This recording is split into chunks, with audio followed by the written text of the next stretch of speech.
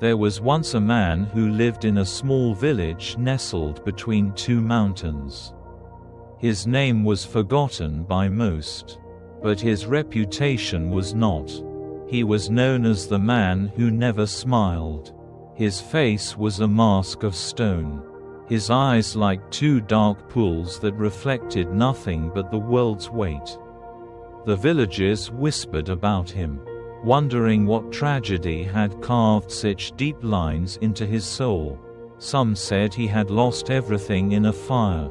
Others claimed he had been betrayed by someone he loved. But no one truly knew. The man himself never spoke of it. He simply moved through life like a shadow, silent and unyielding. One day, a traveler arrived in the village. He was an old monk, his robes worn and patched, his face weathered by time and the elements. He carried nothing but a small satchel and a walking stick. Yet there was a lightness to him that seemed to defy the heaviness of the world. The villagers welcomed him, offering food and shelter, but the monk declined. Instead, he asked if there was a place where he could sit and rest for a while. They pointed him to a quiet spot beneath a large oak tree at the edge of the village, near the home of the man who never smiled. The monk sat there for hours, his eyes closed, his breathing slow and steady. The villagers watched from a distance, curious but respectful. As the sun began to set, the man who never smiled emerged from his home. He walked past the monk without a glance, his steps heavy and deliberate. But as he passed, the monk opened his eyes and spoke. "Why do you carry such a burden?" he asked, his voice soft but piercing. The man stopped, his back stiffening. He turned slowly, his eyes narrowing as they met the monk's. "What do you know of my burden?" he growled, his voice low and rough. The monk smiled faintly. "I know that it is not yours to carry," he said. "It belongs to the past. Yet you cling to it as if it were your only possession." The man's jaw tightened, and for a moment, it seemed as though he might lash out. But then something shifted in his expression, a flicker of something deeper, something raw and unspoken. He took a step closer to the monk, his voice trembling with suppressed emotion. "You think it's that simple? You think I can just let it go?" The monk shook his head. "No," he said, "it is not simple, but it is necessary. Tell me, what is it that you hold on to so tightly?" The man hesitated, his fists clenching and unclenching at his sides.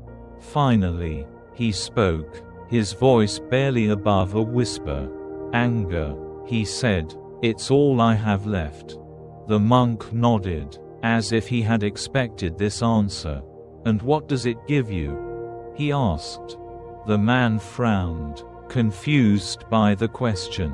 "It gives me nothing," he said. It takes my peace, my joy, my ability to live." "Then why do you hold on to it?" the monk pressed. The man looked away, his gaze falling to the ground. "Because without it, I am nothing," he admitted. "It is the only thing that reminds me of what I've lost. If I let it go, I fear I will forget." The monk was silent for a moment, his eyes filled with compassion. "What if I told you that you do not need to forget?" he said. "What if I told you that you could remember without holding onto the pain?" The man's eyes flicked back to the monk, searching his face for answers. "How?" he asked, his voice barely audible. The monk reached into his satchel and pulled out a small, smooth stone. He held it out to the man. "Take this," he said. "Hold it tightly in your hand." The man hesitated, then took the stone, gripping it as if it were a lifeline. The monk watched him for a moment, then spoke again.